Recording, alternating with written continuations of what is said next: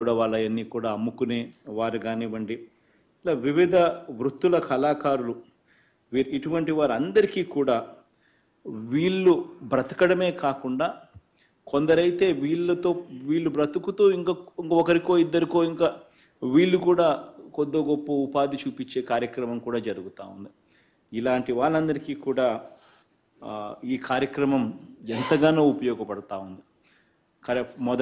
మొదటి సంవత్సరంలోనే ఇటువంటి వాళ్ళకందరికీ కూడా 10,000 రూపాయలు ఎలాంటి గ్యారంటీ లేకుండా 10,000 రూపాయలు వాళ్ళకి ఇవ్వడం, అది సకాలంలో వాళ్ళు చెల్లించిన వాళ్ళందరికీ ప్రతి ఏటా కూడా వాళ్ళను మోటివేట్ చేస్తూ ప్రభుత్వం తరపు నుంచి వాళ్లకు 0 వడ్డీ కిందనే వాళ్ళ కట్టిన వడ్డీని మళ్ళీ వాళ్ళకు వెనక్కి తిరిగి ఇవ్వడమే కాకుండా ప్రతి సంవత్సరం కూడా 1,000 రూపాయలు వాళ్ళను మోటివేట్ చేస్తూ 1,000 రూపాయలు పెంచుతూ దాన్ని 13,000 దాకా కూడా తీసుకొని పోయేట్టుగా ఈ స్కీమ్ను ఇవాల్వ్ చేయడం చాలా చాలా సంతోషాన్ని కలిగించే విషయం.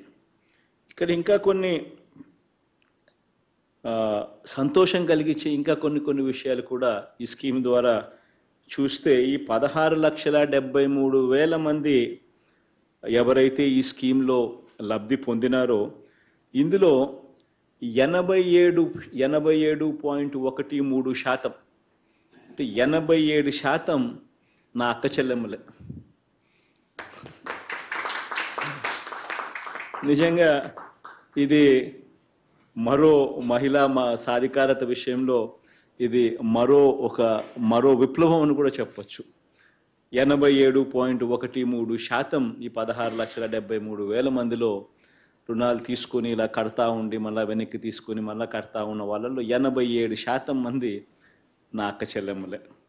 ఇంకొక సంతోషాన్ని కలిగించే విషయం కూడా ఏందనంటే, ఈ 16,73,000 మందిలో దాదాపుగా 80% మంది అంటే 79.14% నా ఎస్సీ, నా ఎస్టీ, నా బీసీ, నా మైనారిటీ వర్గాల వాళ్ళే 79.14% మేరకు వీళ్ళున్నారు. నిజంగా ఇది కూడా మరో సాధికారత విషయంలో ఇది కూడా మరో విప్లవం అని కూడా చెప్పచ్చు. ఇలా రాష్ట్రంలోనే ఒక గొప్ప విప్లవాత్మక అడుగులు పడతా ఉన్నాయనేది ఒక ఆస్పెక్ట్ అయితే, రెండవ ఆస్పెక్ట్ ఏంటంటే నిజంగా దేశానికే మనము చేసే ఈ కార్యక్రమం ఒక దిక్సూచిగా ఉంది.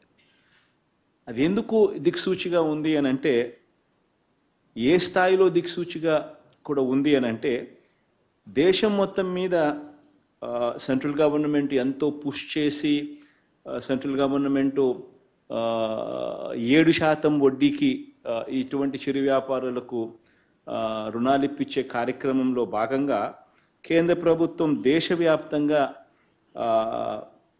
58,65,000 మందికి ఈ PM స్వనిధి అనే పేరుతో ఇస్తే, 58,65,000 మందికిలో వాళ్ళు ఇవ్వగలిగితే దేశవ్యాప్తంగా ఒక్క మన రాష్ట్రంలోనే 16,74,000 మంది ఒక్క మన రాష్ట్రంలో మన నెంబర్స్ ఉన్నాయి.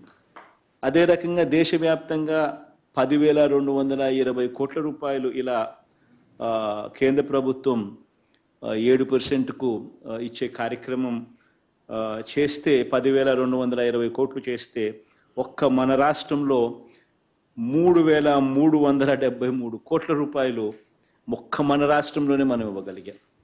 అంటే ఇది ఎందుకు ఈ మాదిరిగా మనం చేయగలిగాం, ఎందుకు మిగతా రాష్ట్రాలు కూడా చేయలేకపోయాయని కూడా గమనిస్తే ఆశ్చర్యం కలిగించే విషయాలు కూడా ఉన్నాయి.